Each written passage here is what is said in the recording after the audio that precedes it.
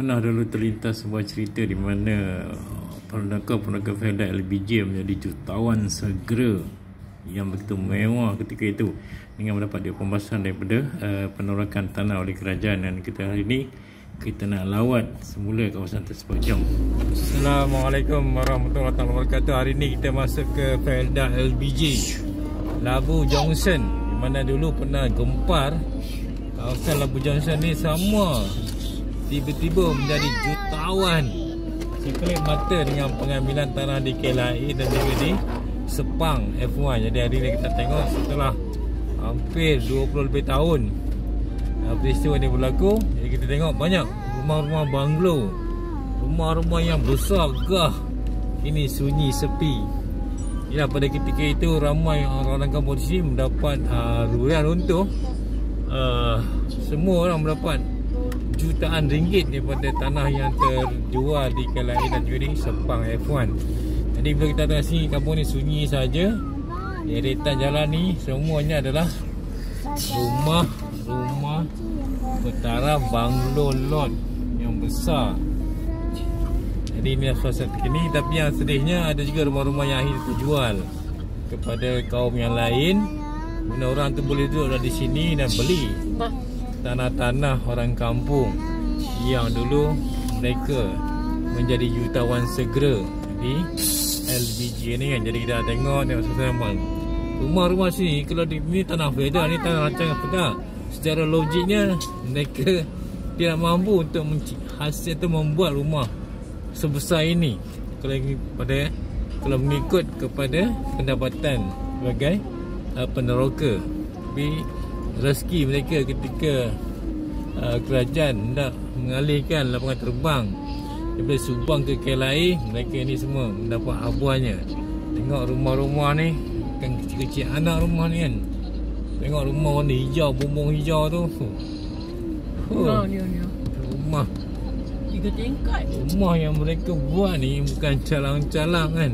Masa itu dikabarkan banyak company-company penjual-penjual kereta mewah datang berkampung di LBJ ni semata-mata untuk mempromosikan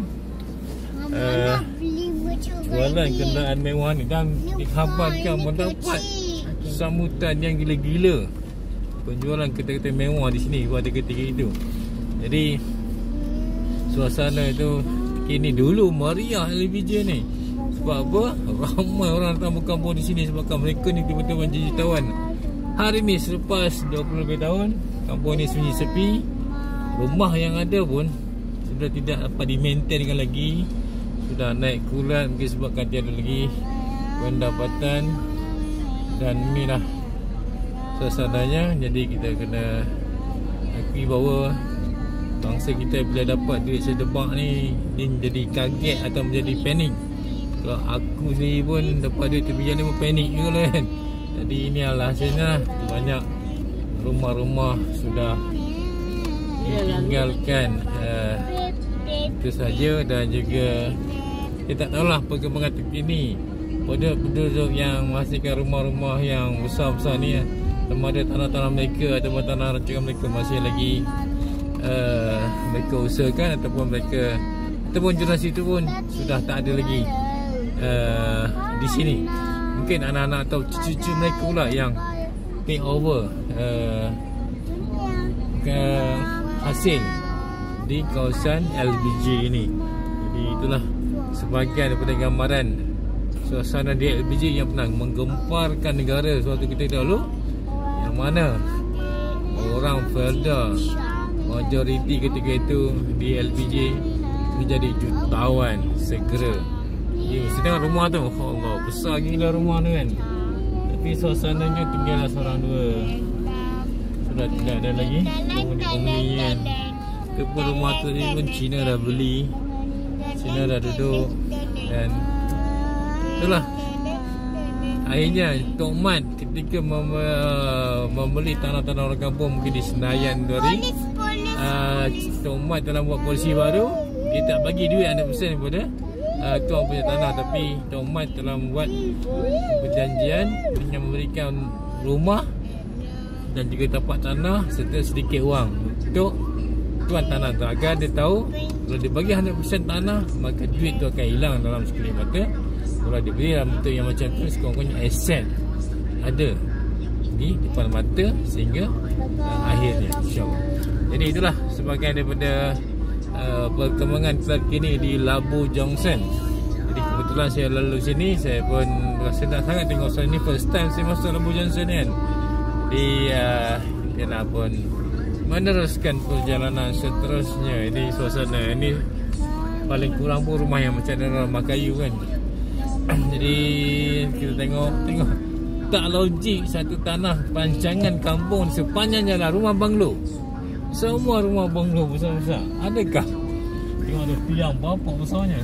Adakah orang Kedah mampu buat rumah sebegini kalau ada hasil peneroka tanpa ada sebarang semangat daripada kerajaan? Kalau setakat nak meneroka tanah huyu, rumah mengalahkan istana di kawasan ni kan.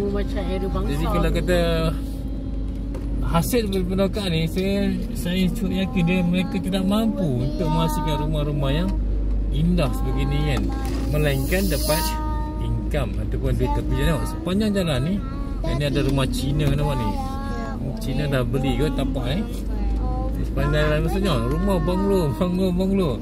Inilah ketika itu peneroka Kedah berlomba-lomba nak buat banglo. Berapa dapat duit tepi je? Ni tapak lama. Dah lama. Jadi jalan ni, jalan hulu ni, jalan hutan ni, takkan dalam hutan ada rumah banglo sepanjang jalanan. Itulah perkembangannya.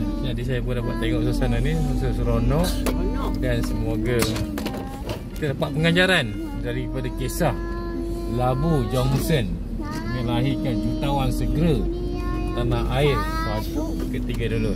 Semoga orang Melayu dapat mempertahankan tanah ini, tidak lagi dijual begitu sahaja disebabkan nafsu untuk kaya cepat. Jumpa lagi seterusnya. Assalamualaikum warahmatullahi wabarakatuh.